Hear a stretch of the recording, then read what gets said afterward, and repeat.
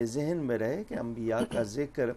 اور امام بخاری نے بخاری شریف میں حضرت ابو العالیہ رضی اللہ عنہ کا قول نقل فرمایا کہ یہ جو اللہ فرماتا ہے ان اللہ و ملائکتہ یصلون، یہاں معنی کیا ہے کہ اللہ تعالی فرشتوں کی مجلس میں حضور کی تعریف اور ثنا فرماتا ہے. سبحان اللہ.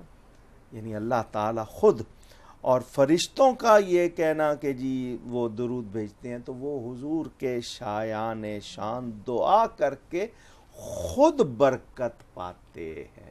سبحان اللہ. یہ آپ نے اس مفہوم کو یاد رکھنا ہے.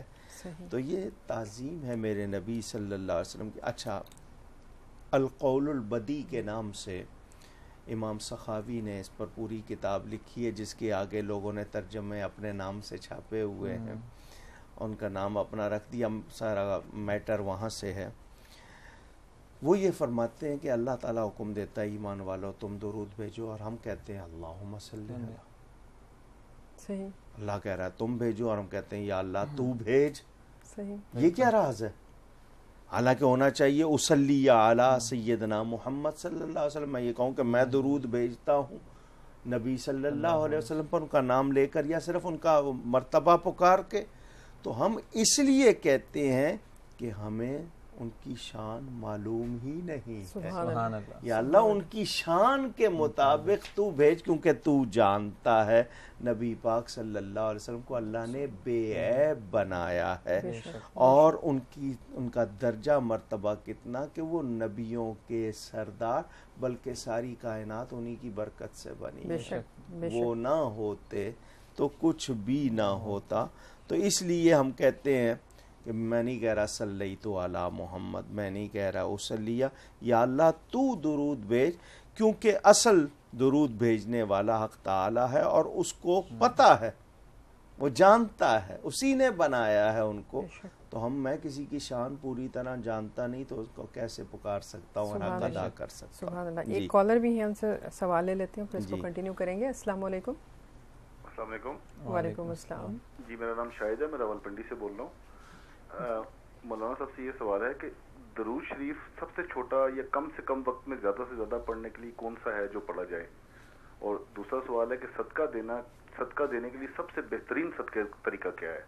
ٹھیک، بہت شکریہ. ابھی جواب دیتے ہیں آپ کے سوالوں کا. ایک اور کالر ہے، ان سے حماد آپ سوال لیجیے. السلام علیکم. جی وعلیکم السلام. جی کہاں سے بات کر رہی ہیں؟ جی میں اسلام آباد سے بات کر رہی ہوں، ڈاکٹر شازیہ. جی سوال کیجیے گا. جی مولانا صاحب کو میں شکریہ ادا کرنا چاہتی ہوں، وہ ہمیں ایک سیدھے راستے پہ چلنے کی بہت سی انفارمیٹیو باتیں سناتے ہیں. جی مولانا صاحب میں آپ سے یہ بات پوچھنا چاہتی ہوں کہ 12 سال ہو گئے ہیں میرے والدین اور بہن بھائی، وہ لوگ انہوں نے ہر طرح کا میرے سے قطع تعلق کیا ہوا ہے، اور اس کی کوئی واضح وجہ میرے سامنے نہیں ہے. بس اتنی سی بات مجھے پتہ ہے کہ میری چھوٹی بہن نے کچھ غلط فہمیاں کریٹ کی تھی، جن کو میں نے ان 12 سالوں میں بہت دفعہ کبھی فیملی کے بڑے بزرگوں کو کہہ کر، کبھی خود جا کر، کبھی ان کے پاؤں پکڑ کے، کبھی کسی مذہبی اسکالر سے بات کر کے، میں نے ہر طرح سے ان کی کوشش کر لی ہے کہ وہ اپنا دل صاف کریں. لیکن وہ مجھے، میرے ہسبینڈ کو، ایون میرے ساس سسر کو، میرے سسرال کے رشتہ داروں کو، وہ بہت زیادہ تکبرانہ رویہ رکھتے ہیں اور بالکل بات چیت نہیں، سلام دعا کچھ بھی نہیں کرتے. ٹھیک ہے، یہ تو ان کا عمل. آپ کا سوال کیا ہے؟ تو میں یہ پوچھنا چاہ رہی ہوں کہ ایسے اب میرے لیے شریعت میں یا مذہب میں میرے بارے میں کیا حکم ہے؟ میں اتنا بد دل ہو کہ میں نے اب اپنے آپ کو صبر کرنے کی طرف لے آئی ہوں. ٹھیک ہے، یہ بتائیے گا آپ شادی شدہ؟ جی جی میں شادی شدہ ہوں. الگ رہتی ہیں؟ علیحدہ رہتی ہوں. آپ کے شوہر اور بچے تو ٹھیک ٹھاک ہے نا آپ کے ساتھ؟ جی جی میرے ساس سسر بھی اللہ ان کو صحت، اللہ کا شکر، انشاءاللہ میں جواب دوں گا. ٹھیک ہے، بہت شکریہ بہن. ہم سب موضوع پہ ہی گفتگو کریں گے.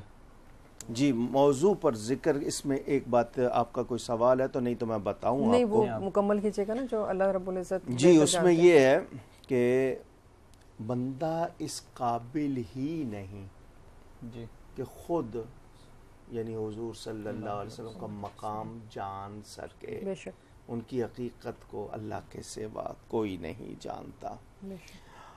اور اللہ کی حقیقی مراد کیا ہے بالکل ہمیں اس سے بھی آگہی نہیں ہے. بالکل ہم اندازہ کر رہے ہیں جو بیان کے مطابق کہ کیسا درود بھیجیں, حقیقی مراد کیا ہے, تو ہم یہی کہتے ہیں یا اللہ ہم نہیں جانتے, تو ہماری طرف سے بھیجتے. سبحان اللہ. تو یہ ایک عاجزی کا بھی اظہار, اور اس سے میرے آقا کی مرتبت بھی اور واضح ہو رہی ہے.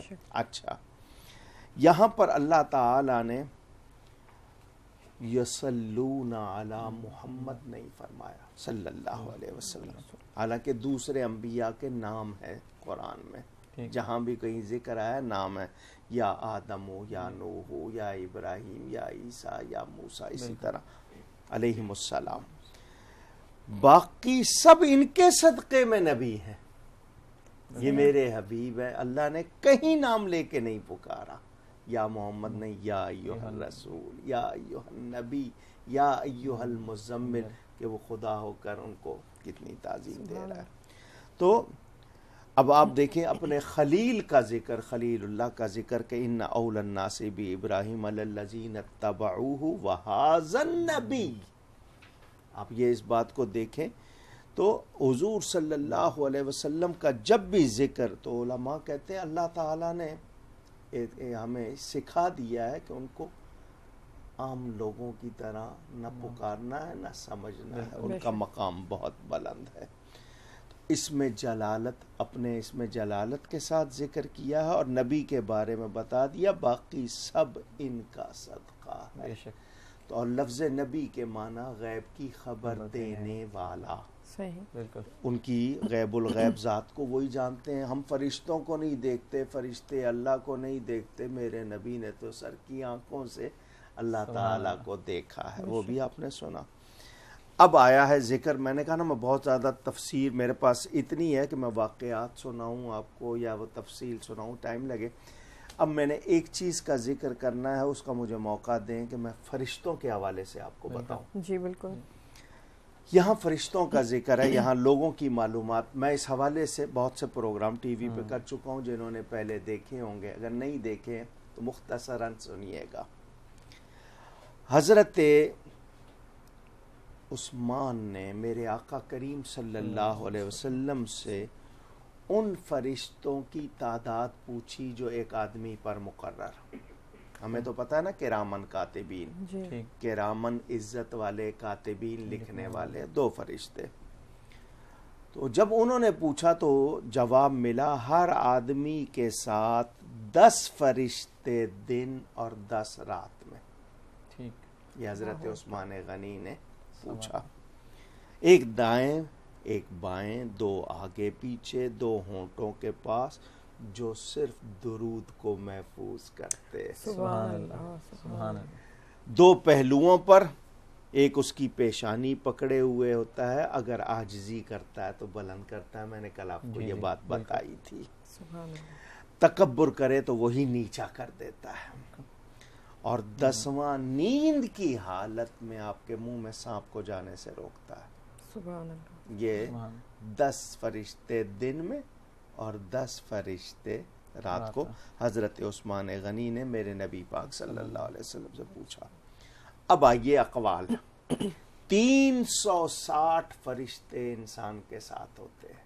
360 خدمت گار ہیں آپ کے. اللہ. یہ جو آپ کا ہاتھ ہلتا ہے, حرکت ہوتی ہے, یہ سب وہ مدد کرتے ہیں. اور جہان بالا اور زیریں, اوپر اور نیچے, یہ جو ساری کائنات ہے یہ فرشتوں سے بھرا ہوا ہے. حکم خداوندی کی خلاف ورزی نہیں کرتے, وہی کرتے ہیں جس کا ان کو حکم دیا جاتا ہے.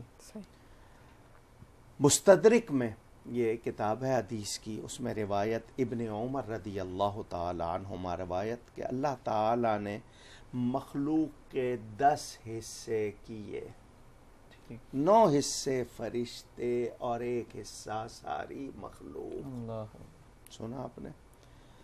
حدیث معراج جس کی صحت پر سب کا اتفاق ہے کہ روزانہ 70,000 فرشتے بیت المعمور, یہ فرشتوں کا کعبہ, این اس کعبے کے اوپر 7 آسمانوں کے بعد کہ 70,000 فرشتے بیت المعمور میں روزانہ نماز پڑھتے ہیں. سبحان اللہ. ایک بار چلے جائیں دوبارہ ان کی باری نہیں آتی، ان کو حاضری نہیں ملتی. اللہ. یہ اس حدیث میں سب کا اتفاق ہے. صحیح. اب میں نے آپ کو صرف یہ بتانا ہے کہ کتنے فرشتے جو روزانہ 70,000 جا رہے ہیں اور پھر باری نہیں آئے گی اور روز 70,000 جا رہے ہیں، اس سے بھی آپ تعداد کا اندازہ ہے. ویسے 70,000 صبح اور 70,000 شام میرے نبی پاک صلی اللہ علیہ وسلم کے روضہ انور پر بھی فرشتے آ رہے ہیں. اچھا، ترمذی میں، ابن ماجہ اور بزار میں، مسند البزار میں حضرت ابو ذر کی مرفوع حدیث کے آسمان چرچرایا اور اسے چرچرانے کا حق ہے. اس میں 4 انگلی یعنی اتنا فاصلہ بھی پوری نہیں ہے جس میں کوئی فرشتہ نہ ہو. اللہ. تعداد سوچتے جائیں. طبرانی میں حضرت جابر اور ام المومنین رضی اللہ تعالی عنہم سے مرفوع حدیث، 7 آسمانوں میں ایسی جگہ نہیں، نہ قدم بھر، نہ بالشت بھر، نہ ہاتھ بھر جس میں کوئی فرشتہ قیام، رکوع، سجدہ کرنے والا نہ ہو. اور معلوم ہے کہ قرآن شریف کی روح سے جہاں کہیں جو ہے جتنے بھی ہیں سب درود بھیج رہے ہیں. سبحان اللہ. سبحان اللہ. ابھی بات ختم نہیں ہوئی. میں نے ابھی جتنے فرشتوں کا ذکر کیا، آپ کے پاس کوئی کیلکولیٹر، کوئی کمپیوٹر نہیں ہے کہ آپ تعداد نکال سکیں. ایک درود میرا، اب اس کی میں نے آپ کو ویلیو بتانی ہے. یہ تو سب بھیج رہے ہیں نا حضور پہ. حضرت کعب کا بیان کہ ام المومنین حضرت سیدہ عائشہ صدیقہ کے پاس آیا تو وہاں پر ذکر ہو رہا تھا 70,000 فرشتہ صبح، 70,000 شام نبی کریم صلی اللہ علیہ وسلم کے روضے پر حاضری دیتا ہے. اب سنیے ناظرین توجہ سے، انسان کے منہ سے ذکر نکلتا ہے، اللہ کا ذکر کیا، اس کا نام لیا، درود شریف پڑھا، تو وہ فرشتہ بن جاتا ہے اللہ اکبر، جو اسی طرح ذکر کرنے لگ جاتا ہے جو آپ کر رہے ہیں. سبحان اللہ. پھر ہر حرف جو فرشتے سے نکلتا ہے اس سے آگے فرشتہ بن جاتا ہے. یہ میں روایتیں آپ کو سنا رہا ہوں. پھر تیسرے دور کے فرشتوں کے ذکر کے حروف سے بھی میں سے نکلا، فرشتے اس نے ذکر کیا، اب اس سے اگلے کے جو حروف نکلے وہ بھی فرشتے بنتے جاتے ہیں. ہم کہتے ہیں نا ہمارے اور خدا کے درمیان نور ہی نور. میں نے اللہ کہا، کتنے فرشتے آئے، کتنے فرشتے بنے، یہ آگے سلسلہ چلتے چلتے مجھ سے اور عرش تک نور ہی نور ہو جاتا ہے. سبحان اللہ. سبحان اللہ. یہ سلسلہ آگے تک اگر انسانوں کی نگاہوں سے پردے اٹھ جائیں تو وہ دیکھیں کہ فرشتوں سے فضا بھری ہوئی ہے، مگر ہم لوگوں کے کثافتیں، یہ پردے پڑے ہوئے ہیں اس لیے نظر نہیں آتے. اب میں نے آپ کو ایک قول سنانا، ٹائم ہے؟ جی جی بالکل. ذرا یہ قول سنیے گا سب توجہ سے. وہ یہ سب حضور پہ درود بھیج رہے ہیں، میں جو ایک درود بھیجتا ہوں اس کا ریزلٹ ذرا سنیے.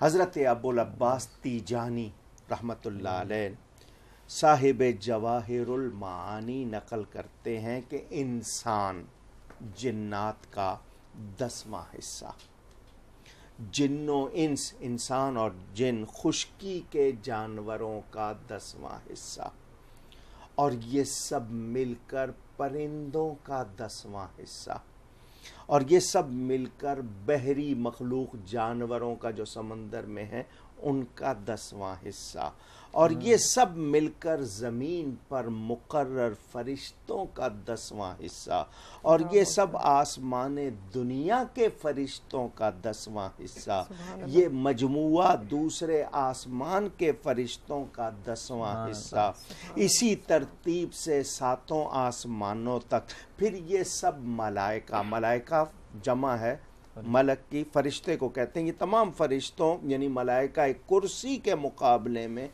معمولی سی جماعت بنتے ہیں. 7 آسمانوں تک تو آپ نے سن لیا نا.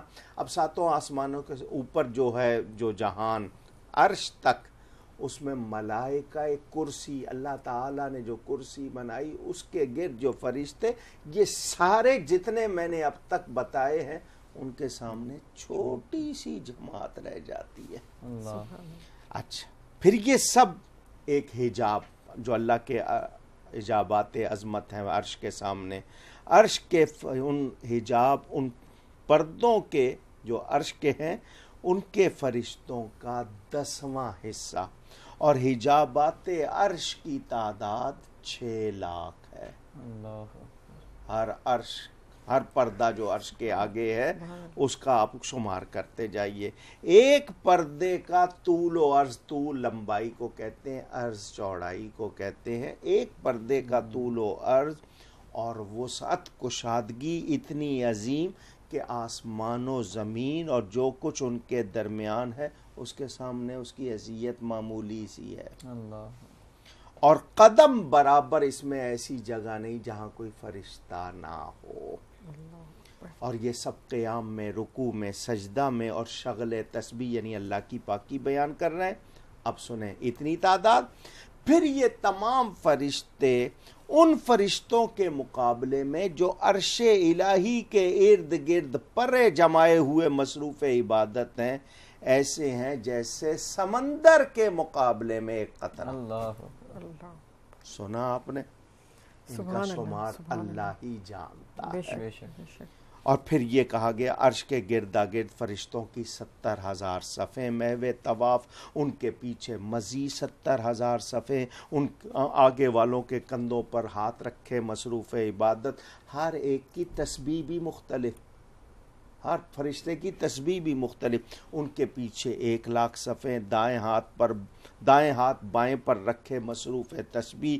یہ تمام فرشتے ملائکہ لوح جو تختی جس کو کہتے ہیں اس کے فرشتوں کے مقابلے میں کم ہیں، اور ملائکہ لوح میں سے ہر ایک اسرافیل کی طرح. اور کہا گیا عرش کے 2 پایوں کے درمیان تیز رفتار پرندے کی 80,000 سال اڑنے کی مسافت. عرش کی وسعت کے بارے میں کہا گیا 366 پائے ہیں. ہر پائے کی مقدار دنیا سے 60,000 گنا زیادہ. 2 پایوں کے درمیان 60,000 صحرا، ہر صحرا میں 60,000 عالم. اور عرش سے اوپر 70 حجاب، ہر حجاب 70,000 سال کا، اور ہر 2 حجاب کے درمیان 70,000 سال کی مسافت. یہ سب فرشتوں سے بھری ہوئی ہے، یعنی 1 انچ بھی جگہ نہیں ہے جو خالی ہو. اب آپ نے یہ سن لیا، میں خود حیران، لیکن اب جو بات سناؤں گا اپنے نصیب پہ ناز کیجئے. علامہ صاحب یہ بات آپ بریک کے بعد سنائیے گا، بڑا مزہ آئے گا، کیونکہ توجہ بہت زیادہ ادھر ہے اور مجھے بار بار بریک کے لیے کہا جا رہا ہے، تو بہت معذرت کے ساتھ. اور مجھے یقین ہے کہ آپ لوگ بھی اسی توجہ سے سن رہے ہوں گے. بالکل اچھا نہیں لگ رہا لیکن مجبوری ہے. چھوٹی سی بریک لے کر واپس آتے ہیں.